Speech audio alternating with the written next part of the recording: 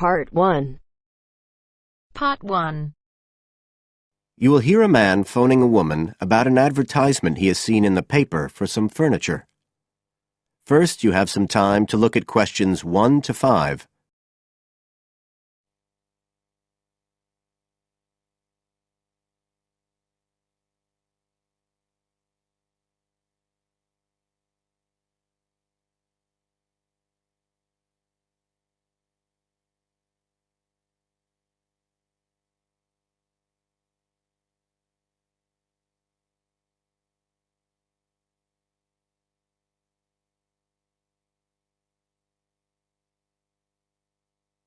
As you listen, because you will not hear the recording a second time. Listen carefully and answer questions 1 to 5.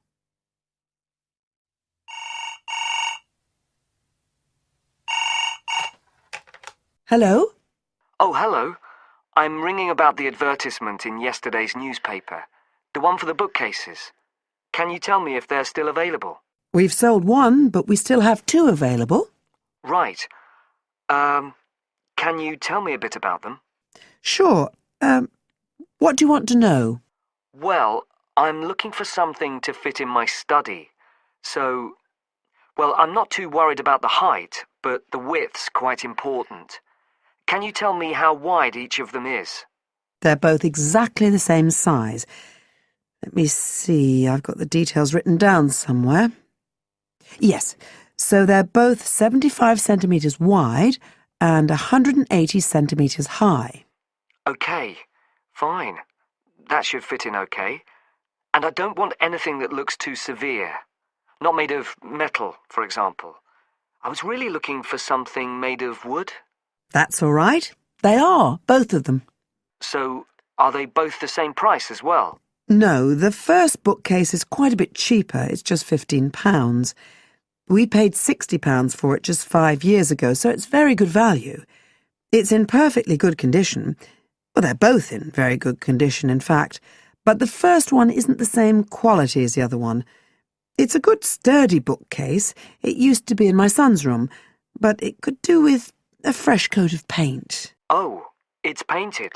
Yes, it's cream at present. But as I say, you could easily change that if you wanted, to fit in with your colour scheme.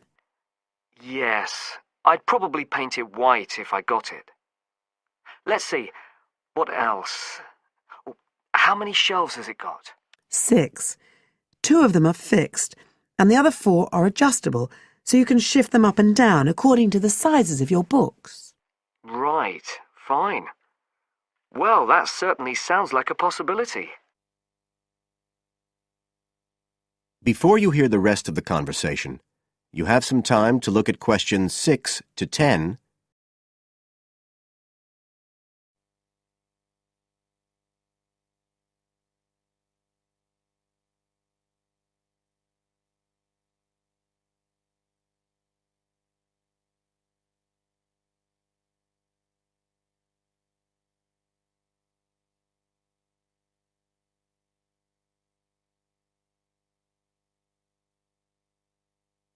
Now listen and answer questions 6 to 10. But the second one's a lovely bookcase too.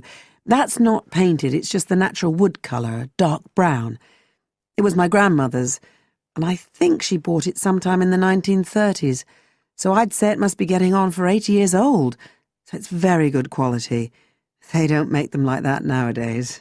And you said it's the same dimensions as the first one? Yes, and it's got the 6 shelves, but it also has a cupboard at the bottom that's really useful for keeping odds and ends in.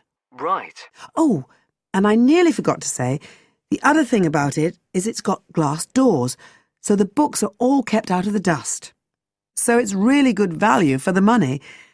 I'm really sorry to be selling it, but we just don't have the room for it. So what are you asking for that one? £95. It's quite a bit more, but it's a lovely piece of furniture. A real heirloom. Yes. All the same, it's a lot more than I wanted to pay. I didn't really want to go above 30 or 40. Anyway, the first one sounds fine for what I need. just as you like. So, is it all right if I come round and have a look this evening? Then, if it's okay, I can take it away with me. Of course. So you'll be coming by car, will you? I've got a friend with a van, so I'll get him to bring me round. If you can just give me the details of where you live. Sure. I'm Mrs. Blake. Blake? That's right. And the address is 41 Oak Rise. That's in Stanton. OK. So I'll be coming from the town centre. Can you give me an idea of where you are? Yes.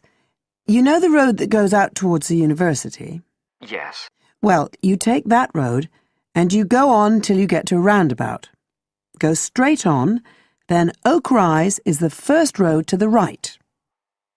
Out towards the university, past the roundabout, first left. First right.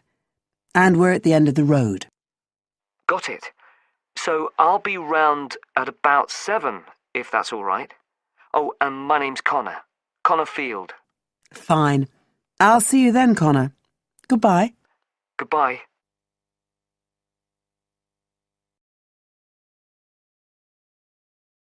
That is the end of part 1. You now have half a minute to check your answers.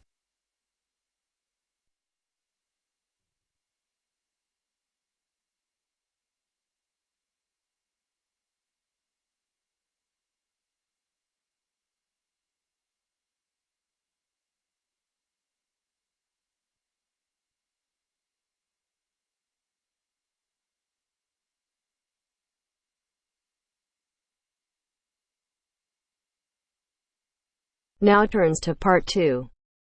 Part 2. You will hear a talk about Runwell, a charity that raises money by organising running races. First, you have some time to look at questions 11 to 17.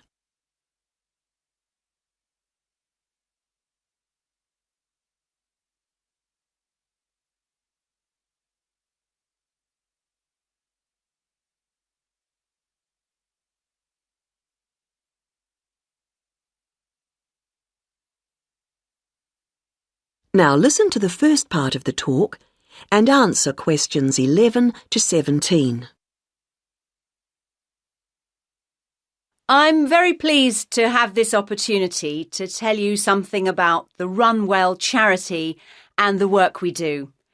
I'll give a brief overview of what we do, and I hope you may be able to help, and then there'll be time for questions at the end.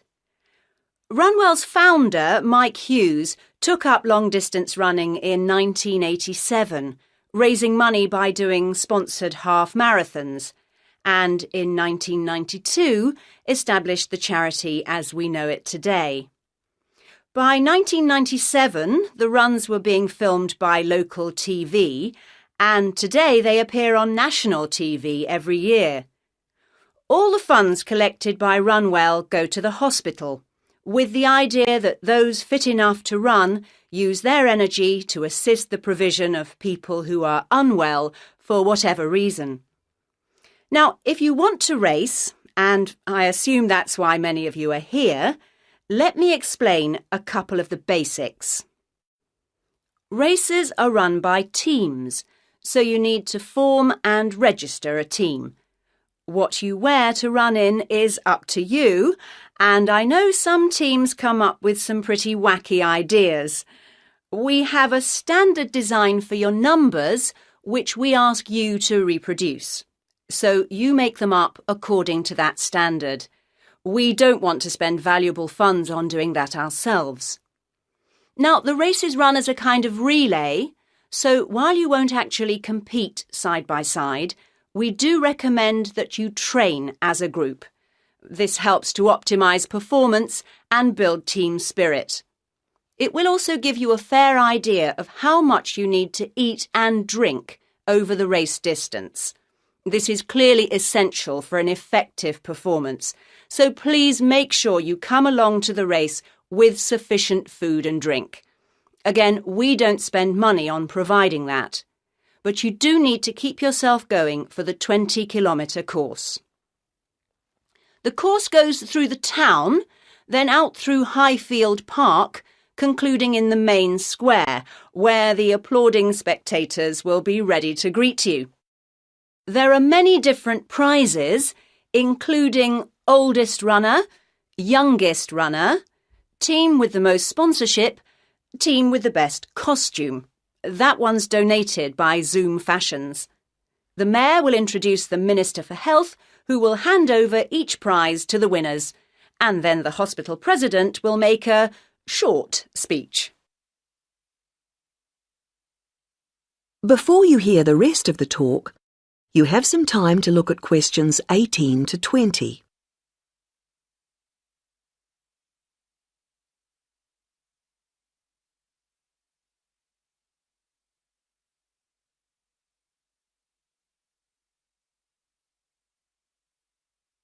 Now listen and answer questions 18 to 20.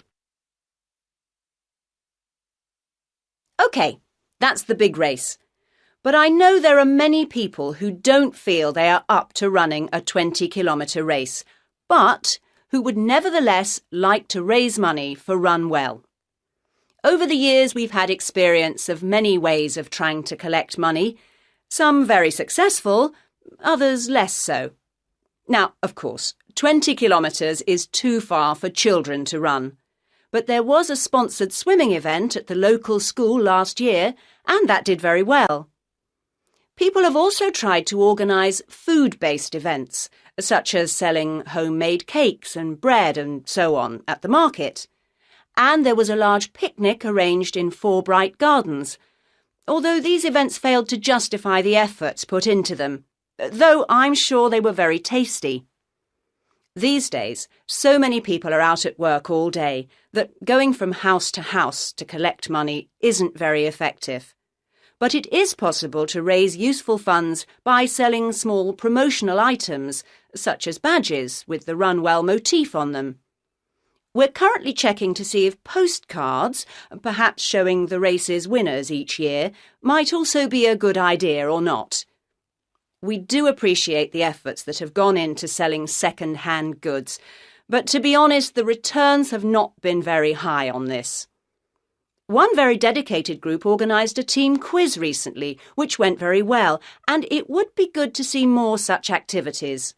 There's also been talk of a concert, but we'll have to see how plans for that progress. Now, are there any questions at this stage?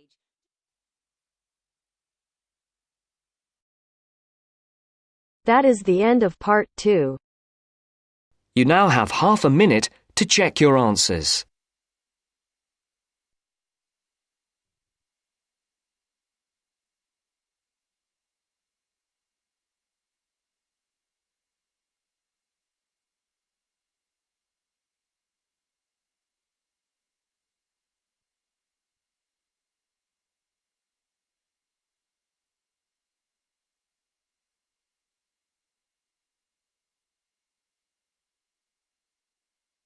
Now turns to part 3. Part 3. First, you have some time to look at questions 21 to 25.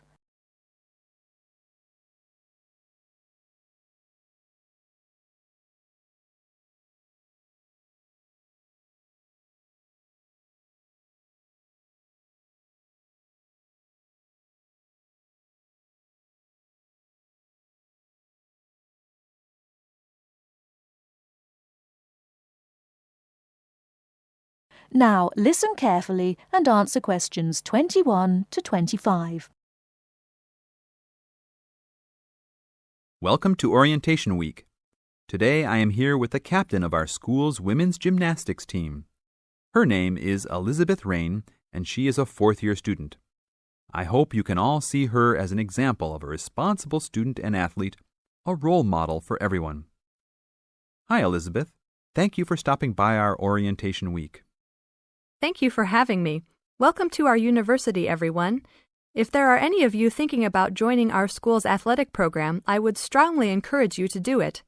Being a part of the gymnastics team has been one of my best experiences during my time at this school. It has taught me so much about teamwork and friendship, and has even taught me how to improve my academics by prioritizing my time. I have some questions that I am sure the students will want to know the answers to as well. First of all, how did you find the time to do well in classes as well as train for gymnastics? Prioritizing is the key. You must be very organized. Every day I wake up and I know what I must do for the day. I plan things in order of importance. For example, if today I have a competition for gymnastics in the afternoon, then I know I have to finish my homework and studying in the morning. In other words, keeping an organized schedule of your priorities is very important. Can you explain to the students a little bit about your study habits? Well, I usually try to take classes that I'm interested in. This way, I have no excuse not to study because I chose the classes out of my own preference. I separate my study time by class. For example, if I have 5 classes for this semester, I will study for 1 class a day from Monday through Friday, and then review for all of them on the weekend. I won't try and study for all 5 of my classes at one time. It is too hard to do that, to remember everything and not feel like you are going crazy. It is very important to focus the time that you set aside for studying. I do not study with the television on. I try to keep away from all distractions, because I find that I learn better that way. But of course, how each individual will study depends on each person. Before you hear the rest of the talk, you have some time to look at questions 26 to 30.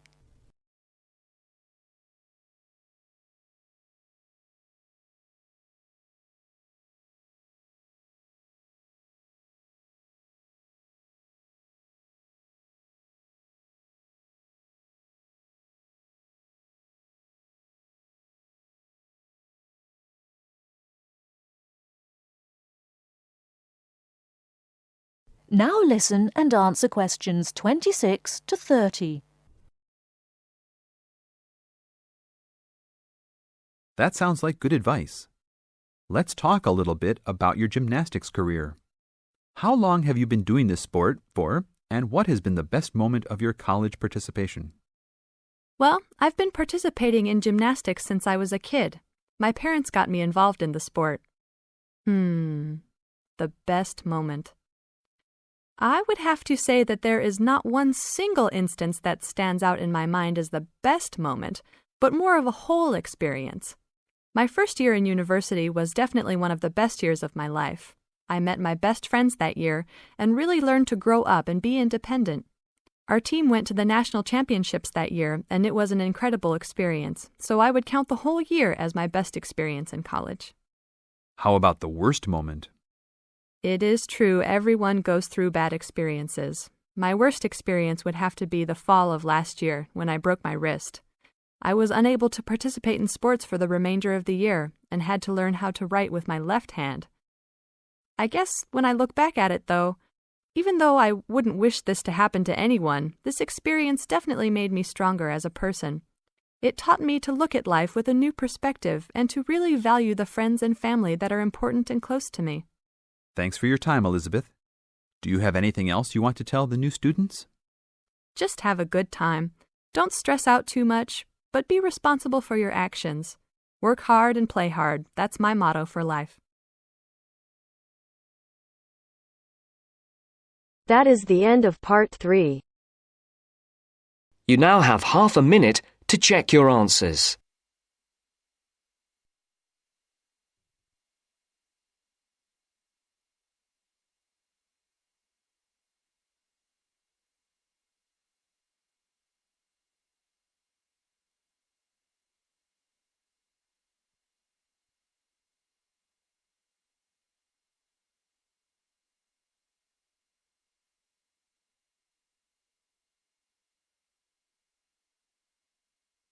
Now turns to part 4.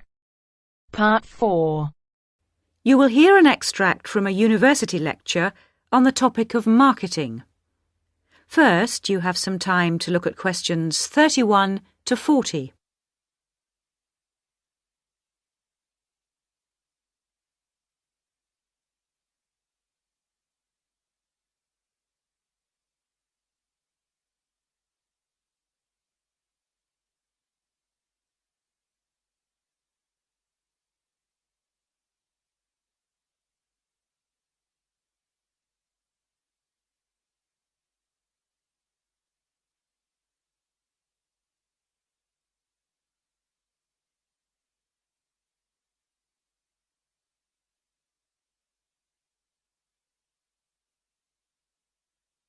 Now listen carefully and answer questions 31 to 40. Last week we looked at some general principles associated with marketing, and today I'd like to look at some of those points in a little more detail. So, what is marketing? Or put another way, what does the term marketing mean? Many people think of it simply as the process of selling and advertising, and this is hardly surprising when every day we are bombarded with television adverts, mail shots, and telephone sales. But selling and advertising are only two functions of marketing. In fact, marketing, more than any other business function, deals with customers. So perhaps the simplest definition is this one. Marketing is the delivery of customer value and satisfaction at a profit. In other words, finding customers, keeping those customers happy, and making money out of the process. The most basic concept underlying marketing is the concept of human needs. These include basic physical needs for things like food, as well as warmth and safety. And marketers don't invent these needs. They're a basic part of our human makeup. So, besides physical needs, there are also social needs. For instance, the need to belong and to be wanted. And in addition to social needs, we have the need for knowledge and self-expression, often referred to as individual needs. As societies evolve, members of that society start to see things not so much in terms of what they need, but in terms of what they want. And when people have enough money, these wants become demands. Now, it's important for the managers in a company to understand what their customers want if they're going to create effective marketing strategies. So there are various ways of doing this. One way at supermarkets, for instance, is to interview customers while they're doing their shopping. They can be asked about their buying preferences, and then the results of the survey can be analyzed. This provides reliable feedback on which to base future marketing strategies. It's also quite normal for top executives from department stores to spend a day or two each month visiting stores and mixing freely with the public, as if they were ordinary customers, to get an idea of customer behavior.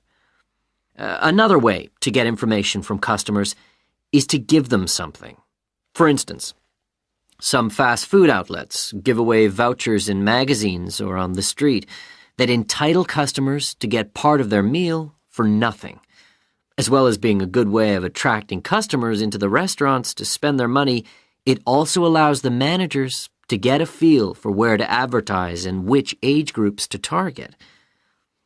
Another strategy employed at some well-known theme parks, such as Disneyland, is for top managers to spend at least one day in their career touring the park dressed as Mickey Mouse or some other cartoon character.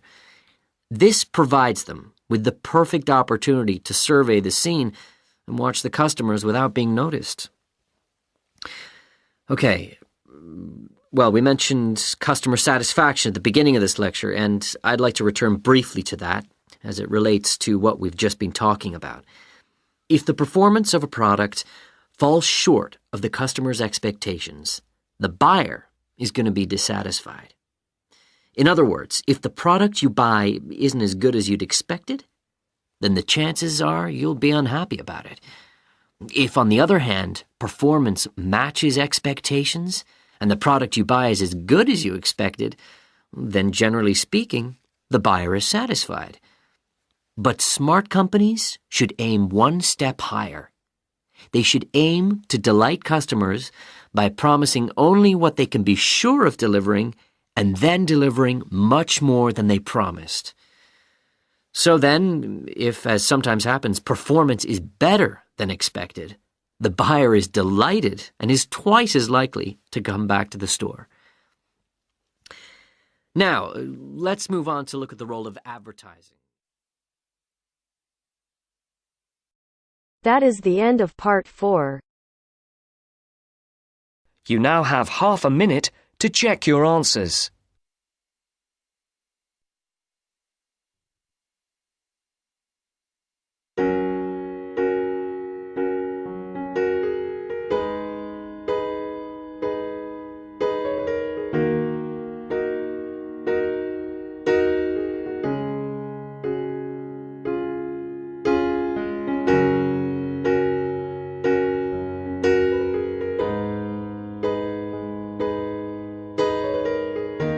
That is the end of the test. You now have 10 minutes to transfer your answers to your IELTS listening answer.